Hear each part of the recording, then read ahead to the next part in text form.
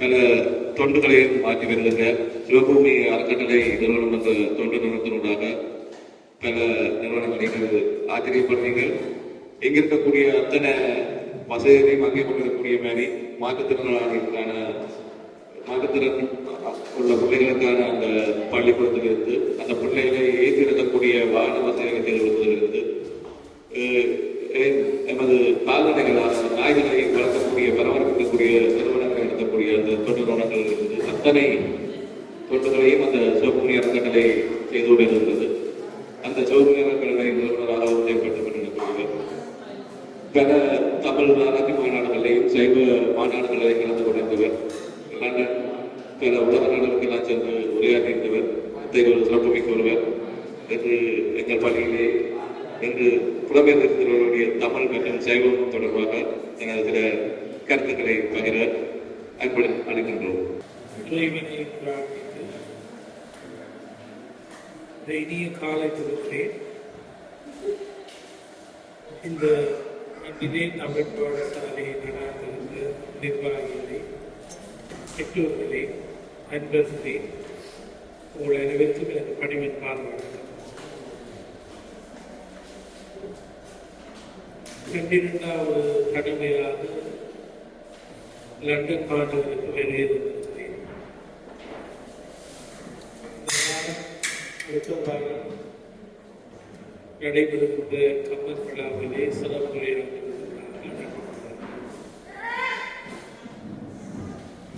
தமிழை பிள்ளைகளுக்கு போதிக்க வேண்டும் என்று இந்த தமிழ் பாடசாலை ஆரம்பித்தவர்களுக்கு மிகவும் நன்றி கூறுகிறேன். தாய்மொழியை நாம் மறந்துவிட முடியாது. அதுவும் நம்மளுடைய தாய்மொழியாகிய தமிழ் மிக பழமை வாய்ந்த மொழி. உலகத்திலே இன்றைக்கு செம்மொழிகளிலே ஒன்றாக பிரகடனப்படுத்தப்பட்ட மொழி. ஒரு காலத்திலே 2000 ஆண்டுகளுக்கு முந்தைய மொழி என்று சொன்னார்கள். சமீபத்திலே மதுரையிலே கண்டெடுக்கப்பட்ட கீழடி தொல்லியல் ஆராய்ச்சியிலே 5000 ஆண்டுகளுக்கு முந்தைய மொழி இல்லை 10,000 ஆண்டு கூட இருக்கலாம் என்று இன்னும் பெருமையோடு பேசப்படுகின்ற மொழி. இந்த மொழி அழியாமல் எத்தனை தலைமுறை காப்பாற்றிய இந்த மொழியை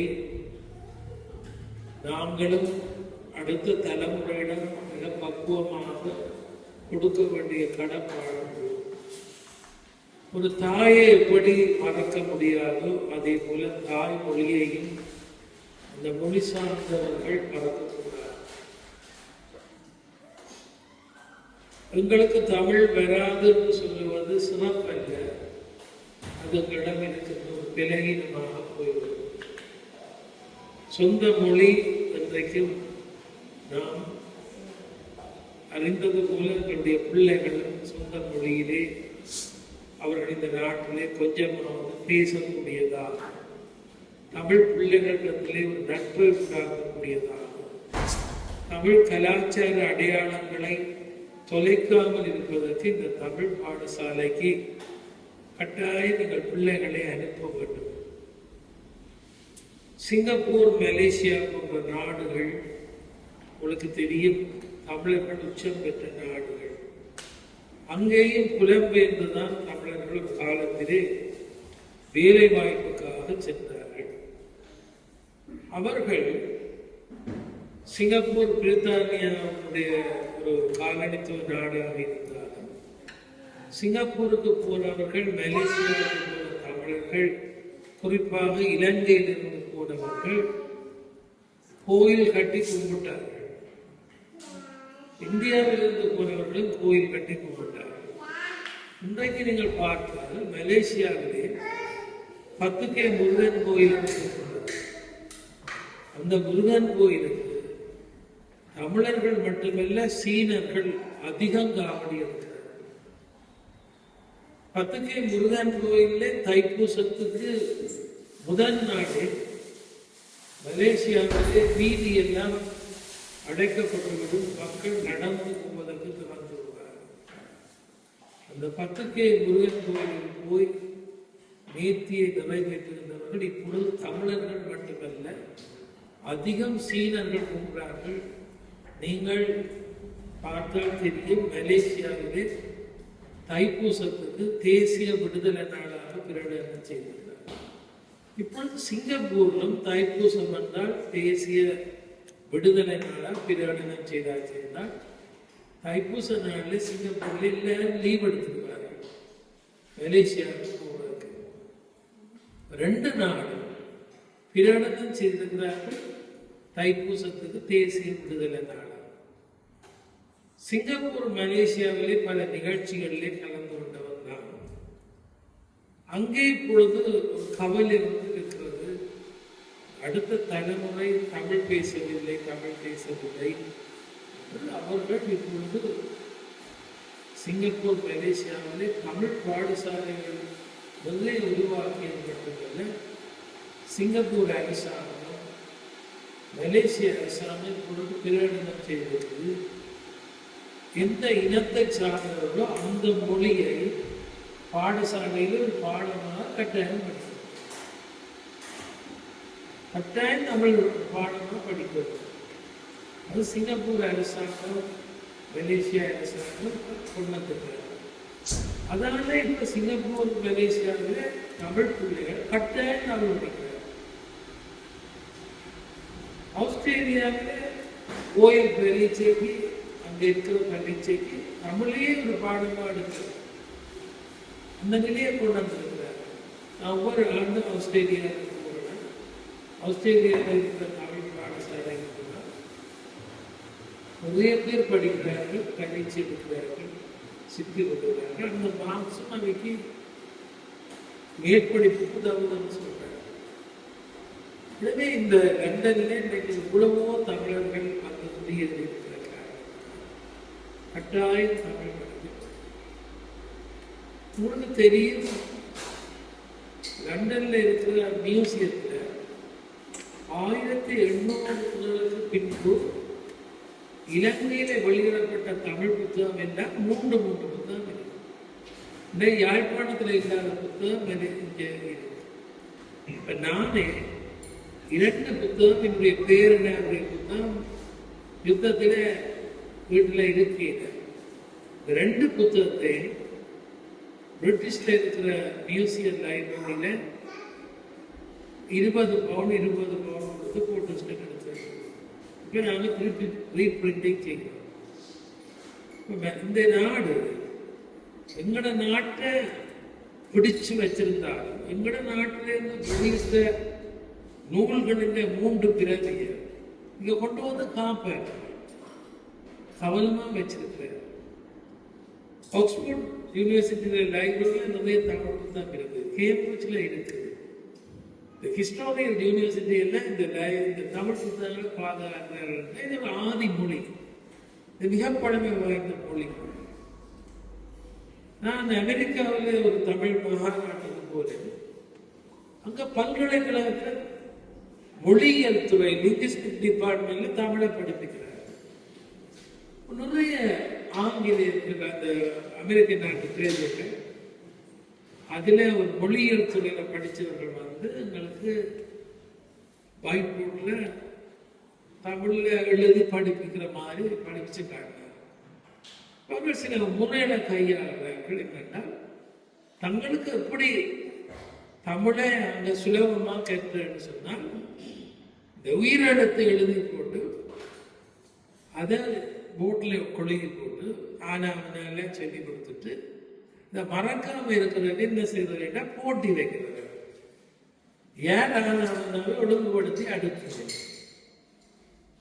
அப்போ அடிக்கடி அந்த போட்டி நடந்ததால அவங்க அந்த ஒழுங்குகள் டக்குன்னு கை பிடிச்சிட்டு நாங்கள் திருப்பி கையை பிடிச்சு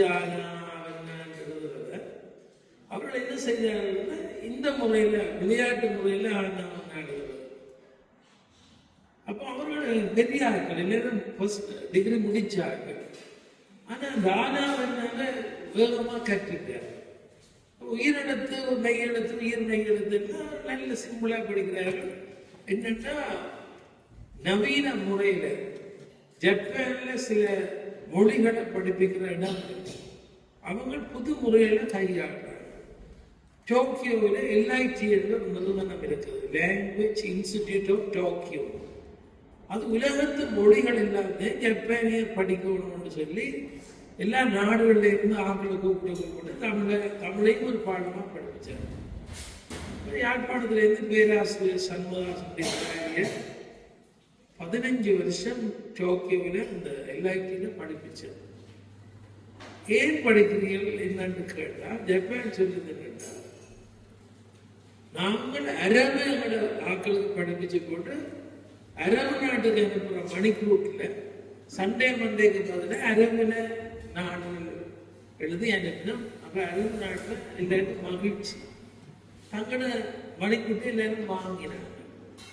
உங்களுக்கு எல்லா எம்பசிக்கு போகிறவனுக்கும் அந்த நாட்டு மொழி தெரியணும்னு சொல்லி ஜப்பான் எங்கெங்க தூதுவர் வேலை செய்யறாங்க ஆக்களை அனுப்பினியும் அந்த நாட்டில் எத்தனை மொழி இருக்கோ அந்த மொழி தெரிஞ்சவர்களை அனுப்புறாங்க. ஏன்னா அந்த நாட்டு விஷயங்களை கற்றுக்கொள்ளணும். ஆங்கிலம் பொது மொழியாக இருந்தால் தன் தாய்மொழியை வளர்ப்பதற்கு இந்த ஜப்பான் என்ற நாடு உலகத்தில் இன்றைக்கு பெரிய கைத்தொழில் புரட்சியெல்லாம் செய்து இன்றைக்கு குண்டூசியை பாட வைப்பேன்னு சொல்லி முயற்சி செய்த ஜப்பான் உலக யுத்தத்திலே அழிஞ்சு சாம்பல் வீடாக இருந்த ஜப்பான் இன்றைக்கு பாருங்க அவருடைய தேசம் பெற்று மொழி பெற்று ஹோண்டா ஜமகா மிட்சுபிஷி இதெல்லாம் மனிதன பேரு. ஜப்பான் நாட்டில் இருக்கிற ஒரு மாநிலங்க பேரு. அந்த பேருக்குள்ள உனக்கு தெரியும் ஹோண்டா ஜமா மிட்சுபிஷி. ஆனா ஆங்கில நாட்டுக்கு போகிட்டு பேர் மாற்றி எந்த ஜப்பான் பேர்லாம் வச்சிருக்காங்க. நாம எங்களோட பிள்ளைகளுக்கு எல்லாம் பேரை மாற்றணும். என்னென்னா பிள்ளைகளுக்கு உச்சரிக்கிறது சோமாயிரம், இந்தியா படிக்கிற பிள்ளை, கனடாவில் படிக்கிற பிள்ளைகளுக்கெல்லாம் நாங்கள் டிஸ்பூஸ் எல்லாம் சேர்ந்து நாங்கள் ஒரு மிக்சர் ஆகிறோம். ஆனால் ஜப்பான் இன்றைக்கு உலகத்துக்கு வெள்ளம் இருந்துக்க ஜப்பான் தன்னுடைய மொழியில கவனமா இருக்கிறோம். அதே நேரத்தில் புற மொழியை படிக்கிறதுக்கு ஆகணும். எல்லா மொழியையும் படிக்கணும். இப்போ எங்களுடைய சமுதாயம் எங்களுடைய ஒரு தாய்மொழியை நாங்கள் பாதுகாப்பதற்கு இத்தகைய தமிழ் பாடசாலையில் பிள்ளைகளை விருப்பத்தோடு கற்க அனுப்பி இந்த பிள்ளைகளுடைய கலாச்சாரம் பண்பாடு உடுப்பு இதெல்லாம் அவர்களுக்கு ஒரு ஆர்வம் பெற செய்யணும். இன்னைக்கு உங்களுக்கு தெரியும் இந்தியாவுடைய கலாச்சாரம். இந்தியா ஒரு பெரிய தேசம். இந்தியாவில் அவர்கள் எந்த நாட்டுக்கு போனாலும் தங்களோட கலாச்சாரத்தை கைவிடுவாங்க. அது கன்னடக்காரர் சீக்கியரெல்லாம் தங்களோட கலாச்சாரத்தை கைவிடுவாங்க. அவர்கள் எந்த நாட்டுக்கு போனாலும் அந்த உரிமையை கூறுவாங்க. எங்களோட கலாச்சாரத்துக்கான உரிமையை தாங்கும். அந்த உரிமையை கோரி செய்கிறார்கள். அதில் பெரிய வெற்றி அடைகிறார். எனவே இந்த இன்றைக்கு பிரித்தானியாவில் ஈழத்தமிழர்களோ இந்திய தமிழர்களோ அதிகம் வந்திருக்கு கொண்டே இருக்கிறார்கள். இப்போ நாங்கள் இந்த நாட்டுக்கே நாங்கள் மாறிடம் கொண்டு இல்லாமல் இப்போ உலகத்திலே ஒரு உலக சுதந்திரம் கொண்டு இருக்கு. உலகத்தில் மனிதநேயம், உலக சுதந்திரம், அவரவர் தந்த மொழியை தந்த கலாச்சாரத்தை போடுறது உரிமை. யாரும் ஏன் வீட்டில் எழுதினான்னு கேட்க மாட்டேன். ஏன் சீலை விடுறான்னு கேட்க மாட்டேன். ஏன் நீ தமிழ் இருக்கிறான்னு கோபிக்க மாட்டேன். எங்களோட மொழியை வளர்க்க ஆங்கிலம் படிக்கத்தான் இந்த நாடு ஆங்கில நாடு. ஆங்கிலம் படிக்கத்தான் வேணும். உத்தியோக மொழியாக அது இருக்கத்தான் வேணும். உபயோக மொழியாக இருக்க வேணும். ஆனால் வீட்டினுடைய உபயோக மொழியாக எங்கள் தாய்மொழி இருக்க வேணும். அப்படின்னு மகிழ்ச்சியாக எங்கள் தமிழில் காய்க்க பிள்ளைகள் தமிழில் காய்க்க பிள்ளைகளை கட்டாயம் தன்னுடைய சொந்த மொழி ஒரு நேரம் கவலைப்படுவார். நான் ஒரு விஷயம் சொல்றேன், நீங்கள் எல்லா இடத்துல சரித்திரத்தை படிச்சுட்டாரு. கலாயோகி ஆனந்த குமார சுவாமி அவர் இந்த பிரித்தானியாவில் பிறந்தவர். அவர் மானிப்பாயை சேர்ந்து அவருடைய தாப்பன் சேர் குமார சுவாமி மானிப்பாயை சேர்ந்தவர். செல்வன் ராமநாதனுக்கு நெருங்கிய உறவினர் சிவகுமார் சார். பிரித்தானிய ஆட்சி காலத்தில் அவருடைய படிப்பு, அவருடைய திறமை காண்டி அவர் இந்த நாட்டுக்கு வந்து பணி செய்தார். அப்ப இந்த நாட்டிலே ஒரு ஆங்கில பெண்மணியை திருமணம் செய்தார். அவர் நல்ல கருத்து. ஆங்கில பெண்மணிக்கு பிறந்த பிள்ளை அவர் என்ன செய்தார், ஆனந்தகுமார் சாமிக்கு பேர் வைத்தார். அப்ப அந்த தாய் வந்து ஆனந்த் கூப்பிட்டார். இப்ப இந்த ஒரு ராயல் ஸ்கூல்ல உடனே சேர்த்து அவர் நல்ல போஸ்ட்ல இருந்தார். அந்த ராயல் ஸ்கூல்ல என்ன செய்தார்கள், முதல் நாளிலே கொஞ்சம் இந்த ஆனந்தகுமார சாமிய தங்களுக்கு பக்கத்துல இருக்க வேண்டாம் ஆனந்தகுமார சாமி ஏன் மண்ணுக்கு போனோடனே அவருக்கு பேர் மனக்கவலை. நான் கருப்பு, அப்பா கருப்பு, அம்மா வீட்டை போய் சாப்பிட்ட. அப்ப நாங்கள் சொன்னேன், நாங்கள் சிலோனும் ஜப்னா எங்களை சொந்தம், நாங்கள் தமிழ. அவர் கேட்ட வேற தமிழ் பாடு சார் என்னுடைய செய்யணும் நீ வருக்கிறார் தாக்கம் சொன்னேன். அப்படின்னா நாங்கள் சிலோனுக்கு தான் போகணும். இங்கே தமிழ் பாடசாலை இல்லை, அம்மா இங்கே பிறந்தது, அப்பா இங்கே தானே வேறு. இப்ப இவர் கடைசி வரிசையில இருக்கிறார் ஆனந்தகுமார் சாமி. ஆனா தகப்பனும் வீட்டுல மேக்ஸ் எல்லாம் படிச்சுட்டா இவர் அங்க ஏதாவது கொடுத்தா உடனே செய்திருக்கார். இப்ப டீச்சர்ஸ் வந்து ஆனந்த் சரியா கட்டிக்கிறாங்க, முன்னுக்கு வந்திருக்கணும்னு சேர்ஸ் மாற்றி முன்னுக்கு இருக்கு. ரேங்க்ல முதலாவது வந்துட்டார். வெள்ளக்கார பிள்ளைகளுக்கு சரியான போட்டி இருந்தது. பார்த்தீங்கன்னா மக்களை தெரியாத ஆனந்திட்ட ஆனந்த் வேலை செய்ய ஹெல்ப் பண்ணி இப்ப ஃப்ரெண்ட்லி ஆயிடுச்சு. ஆனாலும் இந்த ஆனந்தகுமார சுவாமிக்கு ஒரு பெரிய பிரச்சனை என்னன்னா, இந்த முதலாம் வகுப்புல வந்த தாக்கம் உள்ளத்துல இன்னொன்று. அவர் என்ன செய்யறாருன்னா, படிச்சு அவருக்கு மேல வந்து யூனிவர்சிட்டிக்கு போறாரு. தகப்பட்ட சொல்றார், அவர் படிச்ச ஒரு விஞ்ஞானத்தோட தகப்பட்ட சொல்றார், எனக்கு ஒரு பெரிய பிரச்சனை இருக்கு. என்னட்டு, நீங்கள் வீட்டில் சிவபெருமானை வச்சு கும்பிடுறீங்க, நடேசனை வச்சு கும்பிடுறீங்க. நாங்களும் ஒரு நாளும் வீட்டில் திருநெல்வேலி புஸ்தகம் நான் ஸ்கூலுக்கு போய் தான் அழிச்சிட்டு போவேன். எனக்கு ஏன் நாங்கள் அழிப்போம், நாங்கள் ஏன் எங்களோட சுவாமியை கும்பிடாம விடுவோம். அப்ப லண்டன்ல சைவ கோயில் கிடையாது. இவருக்கு பிரச்சனை என்னென்றால், இந்த நிறம் இந்த மொழி எங்களாண்டு பார்க்கணும், தாப்பட்ட தமிழ் சொல்லித்தராங்க. தாப்பன் இங்கிலீஷ்ல தமிழ் சில விஷயங்களை சொல்லி கொடுத்தார். அப்ப இந்த திராவிட கல்ச்சர்ல அவருக்கு ஒரு விருப்பம் வரும். சிவபெருமான பற்றி அறிவுகளோட ஆர்வம் வந்து எல்லாம் தாப்பன் சொல்லி கொடுத்த ஒரு பெரிய ஆராய்ச்சி செய்ய இந்தியாவில் போய் தெரியாது ஒரு தெரியும். அவர் அமெரிக்காவில் போய் சவுத் ஏஷியா கல்ச்சரை பற்றி அவர் ஆற்றின உரை. அமெரிக்காவில் இருக்கிற சுவாமி விவேகானந்தருக்கு முதல் யாழ்ப்பாணத்து பூர்வீகம் கொண்ட ஆனந்தகுமார சாமி அமெரிக்காவில் உன்னதமான உரையாற்றி அவர்களை செலுத்துறாங்க. அதுக்கு பிறகு அவர் டான்ஸ் ஆஃப் சிவான்னு தெரியும். இந்த புத்தகத்தை ஆராய்ச்சி செய்து 16 புத்தகம் கலாயோகி ஆனந்தகுமார சாமி ஆங்கிலத்தில் எங்களோட சமயத்தை பற்றி எங்களுடைய மொழியை பற்றி இதை பற்றி தான் புத்தகம். இப்போ கலாயோகி ஆனந்தகுமார சாமி திருப்பி அமெரிக்காவுக்கு பெரிய ஃபங்க்ஷனுக்கு கூப்பிட்டு அவர் கொழும்புல வந்து நிற்கிறார். இப்போ கொழும்புல வந்து நிற்க ராமநாத பேசிக்ஸ் இருக்கிறார். நான் யாழ்ப்பாணம் போகணும், மாரிப்பேருக்கு போகணும். எங்களோட ஃபாதர் கிராண்ட் ஃபாதர் வாழ்ந்த வீடுகளுக்கு போகணும்.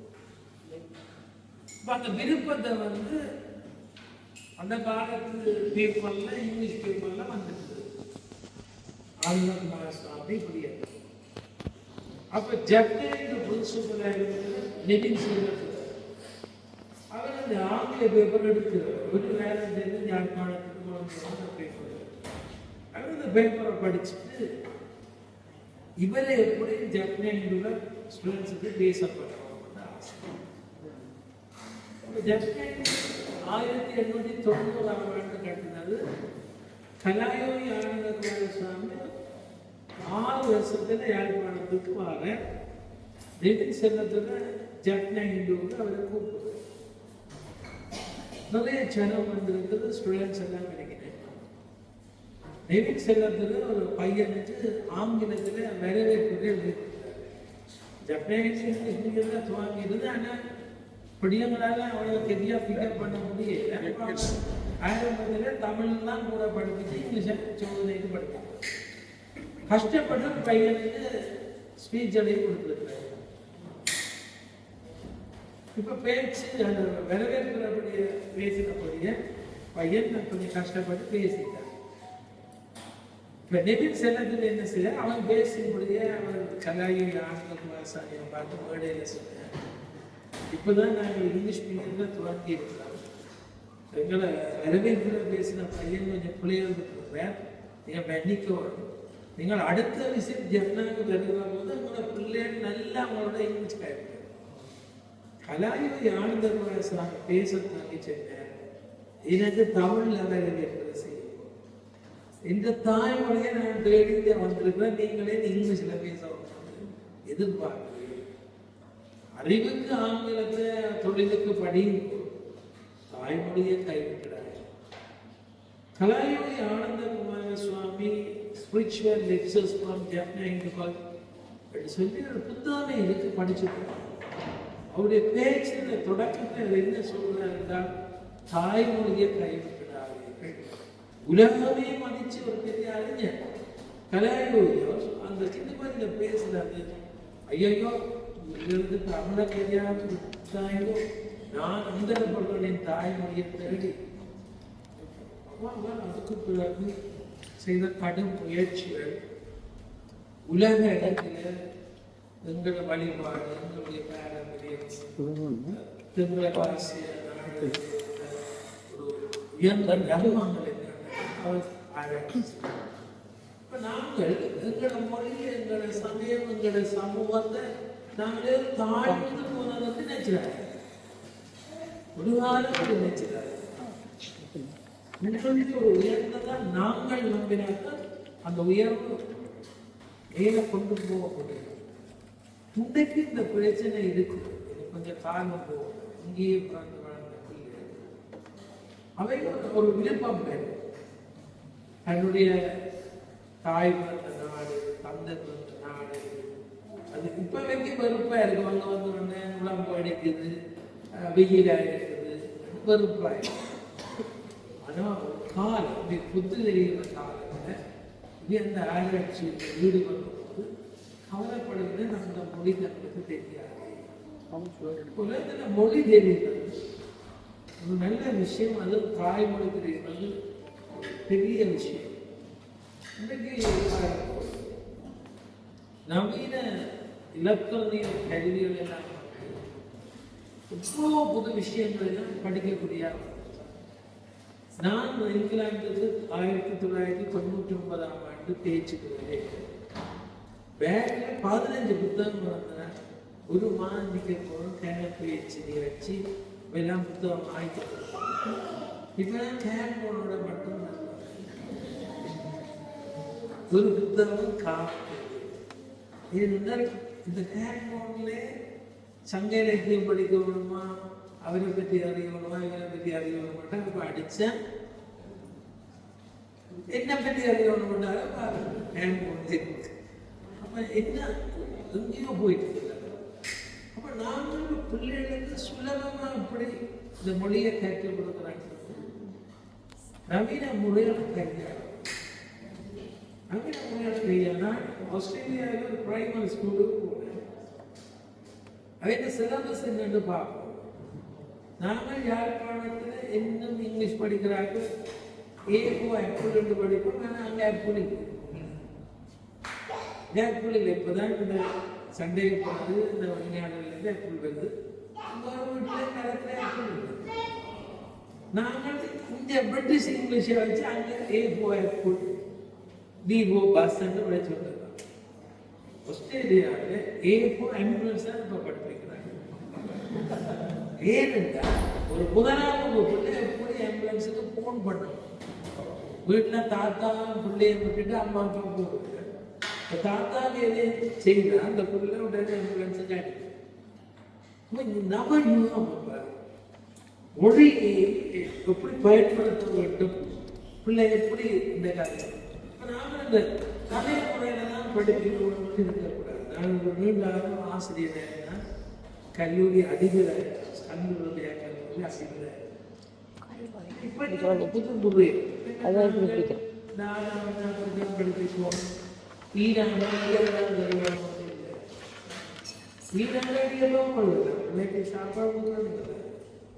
சாப்பாடு இடியப்பம் ஈனா கண்டுபிடிக்கும். நாங்கள் வந்து என்ன செய்வது, ஈனாண்டா இல்லை ஆனாண்டா உப்பால் ஒரு நாளை சொல்லுவது அப்பத்தை தான் பிள்ளைக்கு ஆனாண்டா அப்பம் கொடுக்கும். ஆனால் அம்மா போன அப்பம் செய்யலாம், இஞ்சம் இல்லாடம் அப்பம் இருக்கு. ஆனால் அந்த எழுத்து ஒரு உளவியல் தந்திரம் தான், சைக்காலஜி தான். பிள்ளை விரும்புகிற சொற்கள், பிள்ளைங்க மனதில் நிற்கக்கூடிய சொற்கள் இந்த எழுத்து வடிவத்தில் கொடுப்பாங்க. இதை கையாள நான் ஆஸ்திரேலியாவில் இந்த பிரைமரி ஸ்கூலில் ஒரு 5 நாள் தொடர்ந்து போகிறேன்.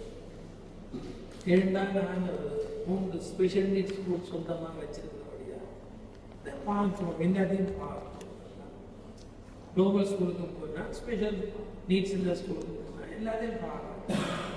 பிள்ளைங்க என்ன செய்யுதுன்னு பார்க்கணும். எடுத்து படிக்கிறதா அவங்களுக்கு மிக கஷ்டமாக போயிடுது. முந்தைய எங்களுக்கு கையில் அடிப்படை கொடுத்துருக்காங்க. சரிச்சு எழுதுற, நிமித்தி எழுது, அப்படி எழுது, இடக்கையால் எழுதுற, விலக்கையால் எழுது. இப்போ அப்படி மக்கள் பிடிக்கலாம். உங்களை விட நல்ல கூட சாரியாக எங்களை பிள்ளைகளுக்கு நாங்கள் இப்போ வாய்பாடு பாடமாகிறது, வழிபாடு எல்லாம் சரியான நுட்பமாக பாடமாக்குற முறைகள் எல்லாம் பண்ணுறது.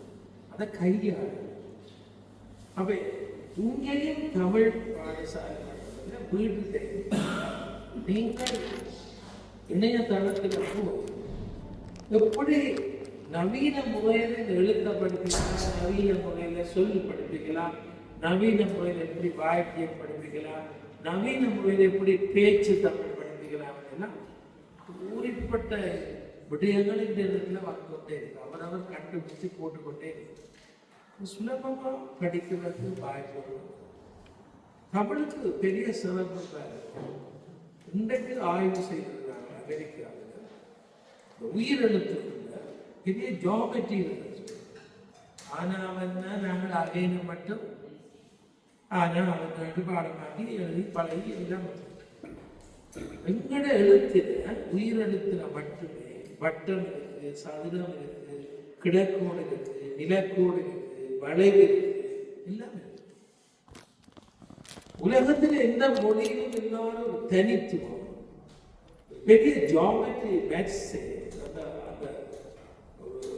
வடிவம் உயிரெழுத்திலேயே இருக்கிறதுக்கு அமெரிக்காவில் பெரிய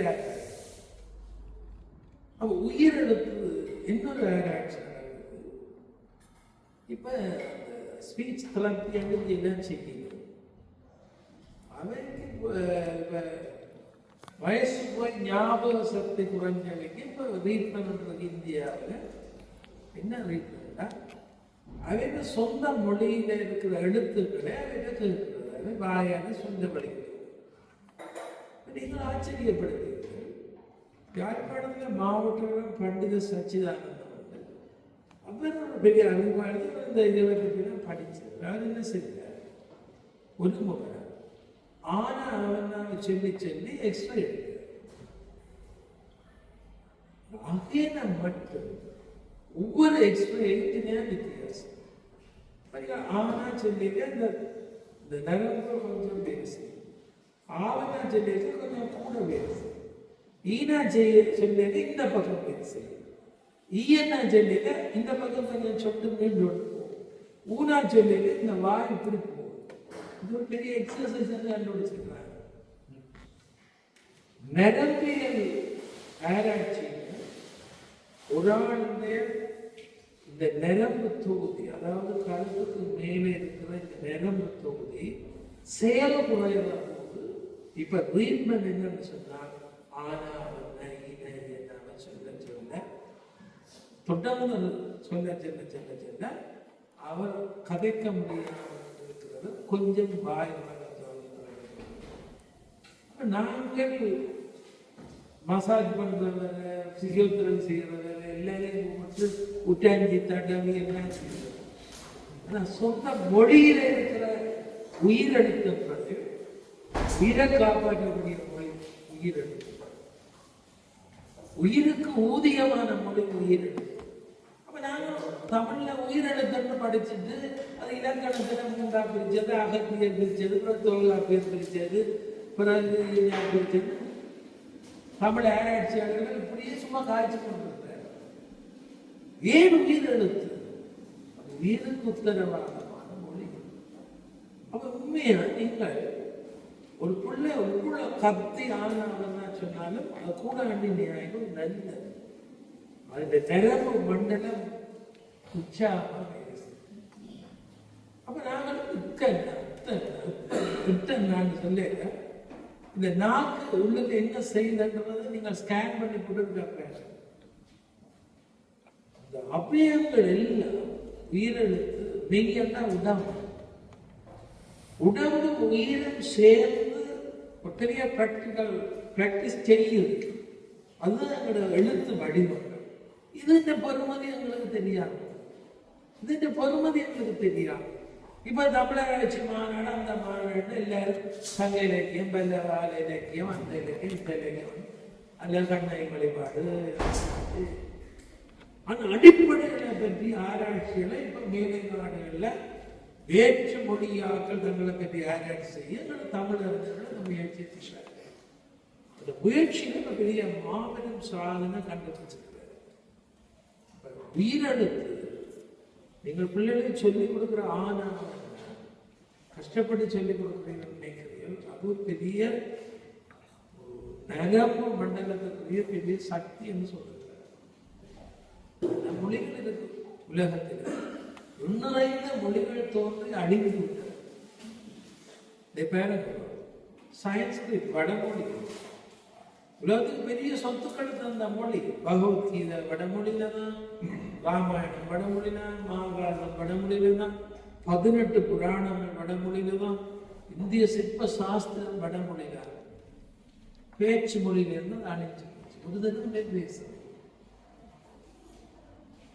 ஏனென்று சொன்னால் அதே பூச மொழியாகிவிட்டார். அதே ஒரு வாழ மொழியாக முயற்சியில கையெழு சில. அந்த மொழி இன்றைக்கு உலகத்துல பெரிய மதிப்புடைய மொழி. ஆனால் பேச வந்து அந்த தமிழ் மொழியை செம்மொழி என்று சொல்றது என்ன காரணம் என்றால், தொன்மை மட்டுமல்ல, அது இன்னும் உயிர், அது இன்னும் சாகா வரம் பெற்றது, அது இன்னும் அழியது. இப்ப இந்த மொழி வந்து இப்ப நீங்க இந்தியாவில தமிழ்நாட்டில் போனா கூட திருநெல்வேலியில் இருக்கிற தமிழர் பேசுறது தமிழுக்கும், புதுவையில பாண்டிச்சேரியில இருக்கிற தமிழர் பேசுற தமிழுக்கும், சென்னையில இருக்கிற தமிழர் பேசுற தமிழுக்கும், சேலத்தில் இருக்கிற தமிழர் பேசுறதுக்கும், கோயம்புத்தூர்ல இருக்கிற தமிழர் பேசுறதுக்கும் வித்தியாசம். சொல்லுகள் கணக்காக அவர்கள் பாசையில உட்புகுந்து பெரிய புடவை கணக்காரன்னு சொல்லுவாங்க. எனக்கு சேலத்துல இருந்து என்னன்னு சொல்றாங்க காய்ப்புறதை தெரியும். அதுல இலங்கையாக்கள் கூட இவங்களை பார்த்து நீங்கள் கேரளாவுடன் கேட்பாங்க. ஏன்னா எங்களோட இந்த வர்ணங்கட உடுப்பமைப்பு இதெல்லாம் பார்த்து கேரளா. அதற்கு சில ஆராய்ச்சிகள் உண்டு. ஆனால் இந்தியாவில் பல பிரதேசங்கள்ல தமிழ் சொற்கள் வேறாக இருந்தால் தமிழ் வாழுது, இன்னும் உயிரோடு இருக்கு. தமிழ் சினிமா பாட்டு ஒரு நாள் புதுசு புதுசாக வந்து எந்த ஏழையும் எல்லாம் தமிழ் பாட்டு பாடும். இப்போ அங்கே சும்மா மெட்ராஸை பார்த்துட்டு அங்கே அவன் லெஃப்ட் ரைட்டுன்னு சொல்கிறான், அவன் ஓட்டோக்காரன் எல்லாம் இடப்பக்கம் பக்கம் வந்து சொல்கிறான். இல்லை மெட்ராஸில் தமிழ் அழிஞ்சிட்டு இருந்தாங்க. பேச்சுக்கு பேசினாலும் இந்தியாவில் கோடிக்கணக்கான தமிழர் இருக்கிறது. அவனு வந்தாலும் பாட்டு பாடுறது, வேலை செய்கிற இடங்களில், கஷ்டமான இடத்துல, தோட்டத்தில், தொழிற்சாலையில் பொழுதுபோகாமல் அப்படி படுத்திருந்து சினிமா பாட்டு பாடுறாங்க. அந்தந்த மொழி ஒன்றது சாகாத. அப்போ நாங்களும் அந்த நிலைக்கு வர வரும். அப்போதான் எங்கட பிள்ளைகளும் பாட்டுக்கு பாட்டு, இந்த நாட்டில் பிறந்த, கனடாவில் பிறந்த எல்லாம் பாட்டுக்கு பாட்டில் போய் வின் பண்ணுறது. ஆனால் அவங்கள் அதை சுவாசிக்கிறாங்க. நாங்கள் கொஞ்ச நேரம் கஷ்டப்படுத்தி பிள்ளைகளுக்கு கொடுக்குறோம். இந்த மொழி மிகப்பெரிய பழமையும் பெருமை மிக்க மொழி. இந்த மொழியில் இருக்கிற சிறப்பு என்னன்னா எல்லாத்தையும் சொல்லி எல்லாம்.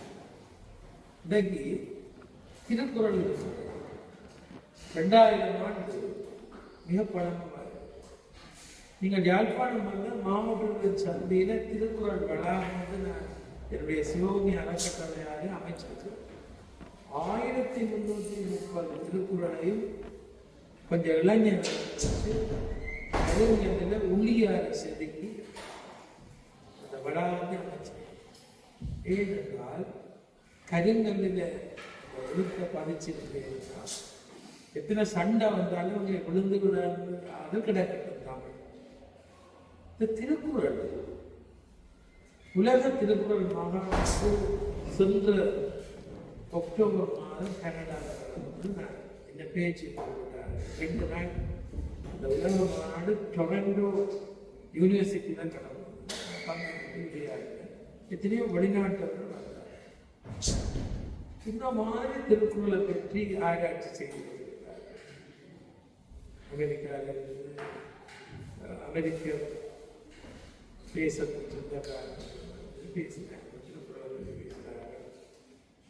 திருக்குறள் பார்த்தீங்கன்னா தமிழர்கள் ஒரு பெரிய பெருமைப்படக்கூடிய பெரிய சொத்து திருக்குறள். எல்லா விஷயமும் திருக்குறள் சொல்லி. அப்ப நாங்கள் இன்றைக்கு அறத்துப்பால், பொருட்பால், காமத்துப்பால் இந்த 3 விஷயத்தையும் திருவள்ளுவர் சொல்லியிருக்கிறார். திருக்குறள்ல பார்த்தீங்கன்னா கடவுள் ஒரு கட்டித்தனம் இந்த கடவுள். அப்ப கிருஷ்ணனை கும்பிடுறவன் திருவள்ளுவரை மதிக்கிறான், சைவன் மதிக்கிறான், எல்லாம் மதிக்கிறான். ஆனா திருவள்ளுவர் பிறந்த சுற்றாடிகள் எல்லாமே கபாலீஸ்வரர் கோயில் பக்கத்துல திருமயில வீட்டுல அங்க அப்ப முழுக்க சைவம். இந்த திருக்குறள்ல சொன்னது இந்த 2000ஆம் ஆண்டிலே அது காலத்துக்கு பொருந்துமோன்னு கேட்டா பொருந்தும். ஒரு சின்ன உதாரணம், திருவள்ளுவர் அரசன் எப்படி கடமை செய்யணும், அமைச்சர் எப்படி கடமை செய்யணும், ஒரு போர் வீரன் எப்படி கடமை செய்ய வேணும், ஒரு நாட்டில் ஒற்றன் எப்படி கடமை செய்யணும், தூதுவன் எப்படி கடமை செய்யணும்.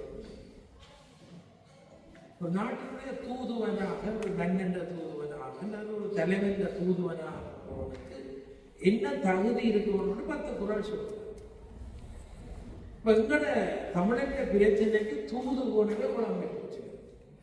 ஒரு பெரிய தூது பிழைச்சதாலதான் இப்ப நாடு இல்லாம இருக்கிறோம். நம்பிக்கையா ஒரு தூதன் அவன் போய் அங்க ஒரு ஒற்றன் போய் அந்த தூதனை பழுதாக்கி போட்டான். திருவள்ளுவன் சொன்னான், ஒற்றனுக்கு இன்னொரு ஒற்றன் வைக்கணும், ஒற்றனே நம்பாது, நீ ஒற்றனை வச்ச இன்னொரு ஒற்றன். இந்த தூது என்ற அதிகாரம் சொன்னான், அன்பு, அறிவு, ஆராய்ந்து சொல்வதை இம்மூன்றும் தூதுரைப்பார். தூதுரைப்பாருக்கு என்னென்ன ஆற்றல் இருக்கணும்னு திருவள்ளுவர் சொன்னார். யார் தூதுவனா அனுப்புறாரோ அவங்க உண்மையான அன்பு. தலைவன் தூது அனுப்புறாங்க, அவங்க உண்மையான அன்பு.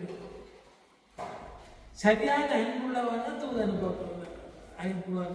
அதுதான் தகுதி என்று நேர்ந்தா நல்ல அன்புன்னு போய் அங்க என்ன கலைக்கிறன்னு தெரியாம பிள்ளையாக வச்சு அப்போ வள்ளுவன் சொன்னா அன்பு.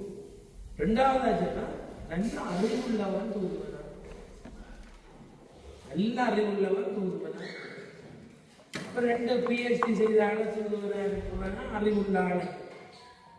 சந்தர்ப்பத்துக்கு ஏற்ற மாதிரி கதைக்க தெரிஞ்சவனே அன்பு, அறிவு, ஆராய்ந்த சொல்வன்மை தூதரை பார்த்து இம்மூன்று. எங்களோட தூதில ஒரு பிஹெச்டியும் போனாங்களா, ஆனா எங்களோட தூதில அன்புன்னு சொல்லி நாங்கள் இன்னொரு போர் வீரனை அனுப்பினாரா. ஒரு அறிவு போச்சு, ஒரு அன்பு போச்சு. அந்த டைம் என்ன கலைக்கணுன்ற ஆராய்ந்த சொல்வேன்னா போய் தூது பிழைச்சு போர் தொடங்கிச்சு, எல்லாமே கிளம்பு. அப்போ திருவள்ளுவர் 2000 ஆண்டுகளுக்கு முன்னாலே ஒரு அரசியல் சொல்றார், தூதுவனாக அனுப்புகிறவன் அன்பு, அறிவு, ஆராய்ந்த சொல்வன்மை. இவ்வளவு ஒரு பெரிய மாபெரும் கிட்டிக்காரர் திருவள்ளுவர். அந்த திருவள்ளுவரை பெற்ற சமூகம் நாங்கள் தமிழர். அந்த திருக்குறளை அதை பற்றிய சிறப்புகளை நாங்கள் உணராமல் இறக்கக்கூடாது. எப்போதும் தமிழ் விழாக்களை வைப்போம். ஒரு தாய்மொழிக்கு நல்ல நிகழ்ச்சிகளை நடத்தி உங்களோட மொழி பற்றிய சிறப்புகளை இன்புற்று நான் இந்த மொழிகளை பிறந்தேன் என்று பேசி. நான் ஏன் சொல்றேன்னா, திருக்குறள் இந்த குறளை எடுத்தால் 7 காலத்துக்கும் பொருத்தம். இன்னும் 2000 ஆண்டுக்கும் திருவள்ளுவர் திருக்குறள்.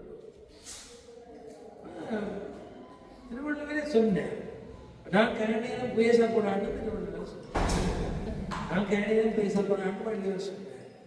என்ன சொன்னேன்? உவப்ப தலைக்கூடி உள்ள பிரித்த அனைத்தே புலவர் தொழில். எல்லாரும் ஆசையா பேச்சு கேட்க பேச நிற்பாங்க.